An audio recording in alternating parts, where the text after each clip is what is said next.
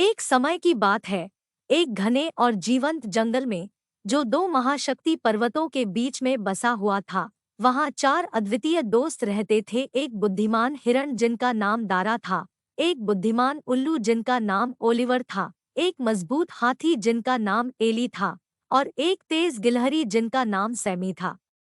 उनकी दोस्ती और उनके मेलजोल के लिए वह जंगल भर में प्रसिद्ध थे। वह जंगल उनका आश्रय था और वह सब कुछ एक दूसरे के साथ साझा करते थे, अपनी खुशियों से लेकर अपनी डरों तक।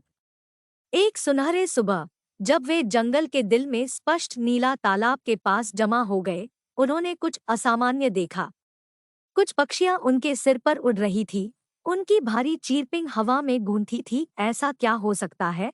दारा ने सोचा, उसकी कानें चिंता से कांप रही थी। बुद्धिमान उल्लू ओलिवर अपने पंख फैलाकर उड़ गए और नजदीक से देखने के लिए लिया।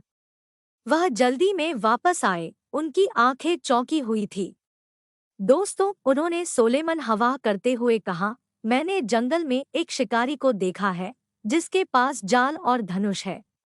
वह मासूम जानवरों को फंसाने का इरादा रखता है।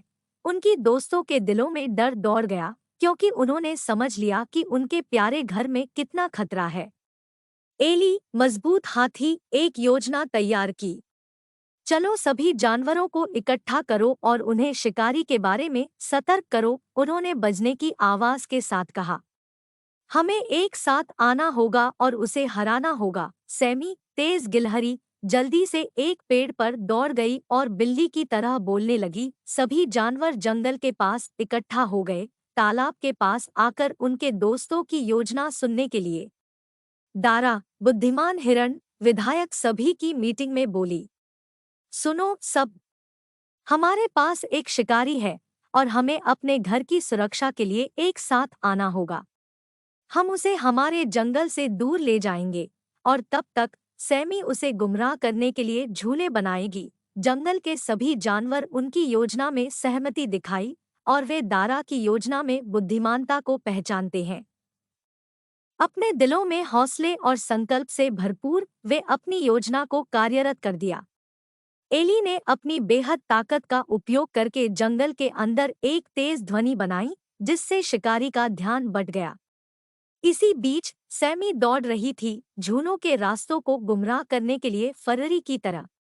शिकारी ध्वनि सुनकर झूलों के नकली रास्तों का पालन करते गए, सोचते हुए कि ये उसे उसके शिकार के पास ले जाएंगे। लेकिन हर बार जब वह लगता था कि वह पास है, तो वह कुछ नहीं पाता।